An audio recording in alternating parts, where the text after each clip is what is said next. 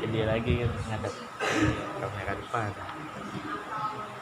Nah, nah. Sebelah. Habis? Kalau habis kita tutup. Paham? Kalau paham berarti lah ngerti kan? Masih tadi Nah. untuk bersuci tadi di sungai itu. Sayang sekali. Air subur nggak ada, kayak semerbor nggak ada, apa nggak ada. Terpaksa mandinya di sungai. Ada pembok di situ. Nah, jadi dulu kita mandi di situ. Apakah yang dahulu orang itu salah semua, Pak? Ya. Inilah namanya di dalam konteks ilmu fikih dinamakan ma'fu anhu, dimaafkan. Konteks dimaafkan seperti ini. Hari ini Bapak lewat di tempat jalan yang becek karena tidak tahu kan Pak, campak itu hal yang wajar. Besok lewat lagi di tempat yang sama becek lagi, nyampak lagi. Artinya tidak hati-hati. Kembali kepada pertanyaan, bagaimana konteksnya kalau kita mengambil air wudhu seperti yang dijelaskan di air yang kotor tadi? Buang kencing disitulah, buang hajat disitulah, berhajat, buang ludah disitulah, ganti minyak ketek disitulah. Betul lah Pak?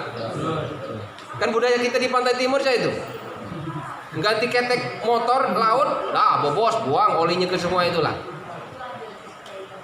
Muntah ulo banyu situlah, muntah ulo berot disitulah kalau. Ya kan Pak ya? Kita selama ini ambil air wudhu, ambil air minum dan sebagainya di situ. Kita lakukan karena kita tidak mempunyai pengetahuan dan belum ada ulama atau para kiai, para ustadz, para guru yang menyampaikan. Artinya informasi mengajarkan tentang kebenaran itu belum ada orang yang datang. Lalu siapa yang salah ini? Tidak ada yang salah karena pengetahuan belum tahu. Jadi bagaimana Ustaz kalau belum tahu selama ini yang kami kerjakan? Ma'fu anhu, dimaafkan. Ya Pak ya? Dimaafkan. Tapi setelah tahu jangan jadi ketahuan, Pak. Kalau setelah tahu bahwa itu bersih tapi tidak mensucikan, ikuti kaidah bagaimana air yang suci dan mensucikan. Ya Pak ya? Makanya dulu Pak pengalaman seperti ini. Kalau aku lagi dinas di Pantai Timur Oki, karena sudah paham, kalau mandi itu pasti aku duluan bangun jam 4 subuh karena masih bersih. Tapi kalau sudah lewat jam 6, ya tadi banyak pasukan paskibraka baju kuning lewat. Jadi kalau mandi tengah malam nak sikat gigi pun tak kejinguan lewat apa tidak. Betul tak Pak? Ada yang tinggal Pantai Timur? Banyak kan? ATM banyak di situ Pak.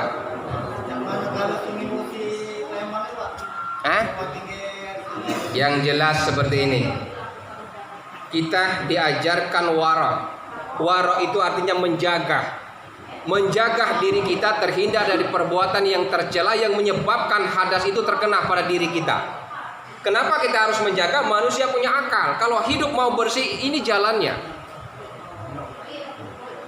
Tapi kalau sudah diajarkan bahwa air itu bersih tapi tidak mensucikan, selalu kita ikuti. Itu kata wong Palembang tekak bantet Pak. Lah tahu salah dikerjakan. Betul lah. Lah tahu tidak lemak masih tidak dikerjakan.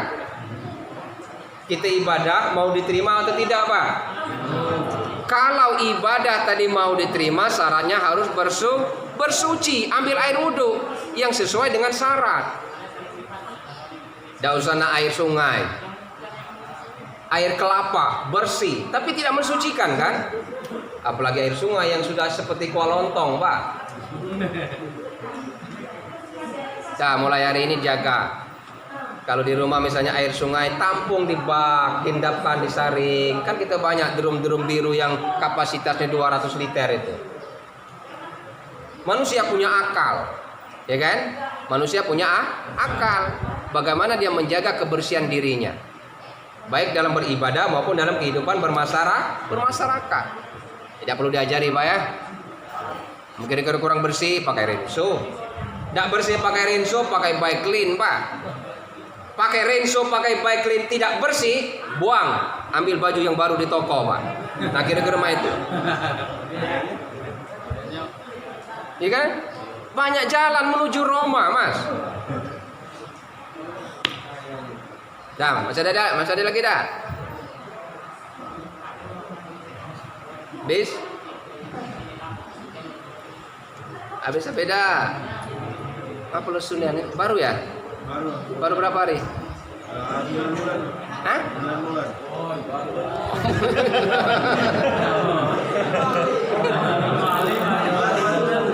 Hah? Tahun. Baru nyantri. Ya. Asli mana, Mas? Arisan Buntal. Hah? Arisan Buntal. Di mana itu? Ini sama Oke, ini lah.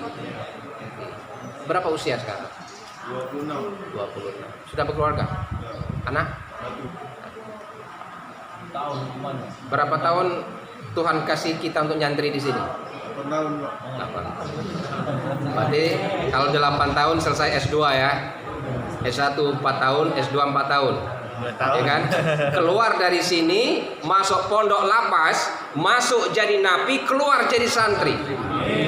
Amin. Begitu keluar dari lapas, dapat gelar MSI, Master Segala Ilmu. Kita yakini Allah menggiring kita ke sini pasti ada keberkahan, Pak. Pasti ada keberkahan. Profesor Dr. Buya Hamka kurang lebih 4 tahun menikam dalam penjara. Selama di dalam penjara ada 2 keberkahan dia bersyukur kepada Allah. Pertama, pada zaman itu kalau dia tidak dijebloskan di dalam penjara, Profesor Buya Hamka menjadi target seorang ulama yang harus dibunuh oleh PKI. Allah selamatkan Buya Hamka masuk di dalam penjara. Itu hikmah yang pertama. Yang kedua, hikmah Profesor Buya Hamka selama 4 tahun di dalam penjara mengarang kitab tafsir Al-Azhar yang sampai hari ini menjadi rujukan para ulama-ulama tafsir dan diikuti oleh mahasiswa-mahasiswa di perguruan tinggi Islam. Kitab tafsir Al-Azhar selesai dikaryakan oleh Profesor Buya Hamka 4 tahun di dalam penjara. Artinya ada hikmah. Allah itu maha tahu. Sesuatu yang mungkin menurut kita baik belum tentu menurut Allah baik. Allah masukkan, titipkan kita di pondok ini, Allah masih sayang ke kita, Mas. Masih sayang. Ya. Ambil hikmahnya, manfaatkan belajar. Makanya kita teman-teman dari Kemenak Oki menjadikan Lapas 2 Kayu Agung ini sebagai pondok pesantren ya, berbasis satu-satunya yang mulai di Sumatera Selatan. Jadi pendidikan di lapas ini dimulai dari Oki di Kementerian Agama. Makanya moto kita keluar jadi napi, masuk jadi napi, keluar harus jadi santri. Ya, masih muda, Mas ya, masih muda. Kalau menampakkan perilaku yang baik selama kita hidup di sini, mudah-mudahan ada corona lagi ke depan. Tapi bukan penyakit, dikeluarkan semua dari situ. Cuman ada yang betah tinggal di sini. Masa corona yang seharusnya bersyukur, baru keluar sebulan kena tangkap masuk lagi. Pas ditanya kenapa Mas masuk lagi? Di luar susah nyari nasi. Kalau di dalam belajar diantari orang nasi. Betul lah? Banyak Pak kena tangkap lagi, tidak bersyukur. Jadi setiap musibah yang menimpa kita, renungkan apakah Allah menegur kita, atau Allah menguji kita, atau Allah itu tidak bersahabat lagi dengan kita. Kita harus bertanya, Pak. Tapi kalau Allah titipkan kita ke sini, pasti Allah punya tujuan yang lain. Ya. Ada yang baru lagi, Pak?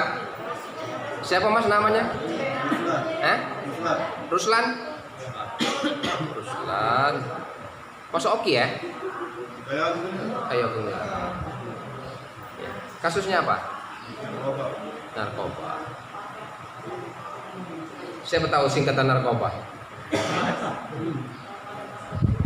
narkoba.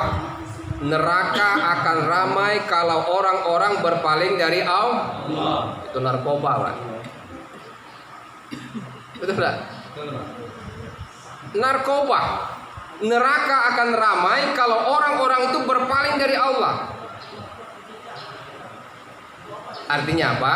Itu penyakit, harus kita hindarkan. Saya punya santri di Reading masuk ke dalam penyambungan. Padahal kecilnya sangat cerdas. Sangat cerdas, Pak. Tamat SD. Karena orang tuanya berkecukupan, uang yang banyak, kegiatan lain tidak kate, setiap hari beli obat. Sampai hari ini urat sarafnya putus, terganggu pikirannya, tidak sehat lagi berpikir. Jadi kita masih bersyukur. Dititipkan di sini, di karantina, tapi tidak terganggu. Ya. Kenapa, Pak? Kalau perbuatan atau obat itu sudah kita makan, ya, tanpa perlakuan medis kita untuk memberikan kesembuhan, 5 tahun darah kita baru bersih. 5 tahun. Kecuali diobati. Ya barang sekecil ini 700.000. Emak makan di KFC, nah, gara-gara kenyang. 700.000 itu adalah satu keluarga. Ya. Jadi kita harus bersyukur, hindarkan. Makanya kalau berdoa kepada Allah, ya Allah jaga diri kami. Jangan hindarkan diri kami. Kita ini banyak berdoa, ya Allah hindarkan kami dari narkoba, hindarkan kami dari maksiat, hindarkan kami dari kezaliman. Rubah Pak doanya. Mulai hari ini berubah doa, ya Allah jaga diri kami dari perbuatan-perbuatan yang menjauhkan kami kepadamu. Kalaulah dijaga aman, tapi kalau dihindarkan terhindar, Pak. Ya, jaga, Pak, ya. Banyak aku dengar kapan berdoa, ya Allah hindarkan, salah, keliru. Jagakan, ya Allah. Kalau lagi dijaga aman. Ibarat kita orang kaya punya rumah gedung, tidur di depan ada security, dijaga. Tapi kalau Allah jaga, insya Allah. Kalau dijauhkan,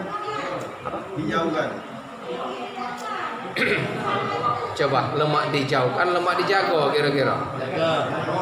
Kalau jauh kan belum tentu dijaga. Nah, kalau dijauhkan itu pengertiannya kita akan terhindar saja, Pak. Suatu saat kan, ya, jauh di mata atau dekat di hati. Lindungi yang baik. Iya.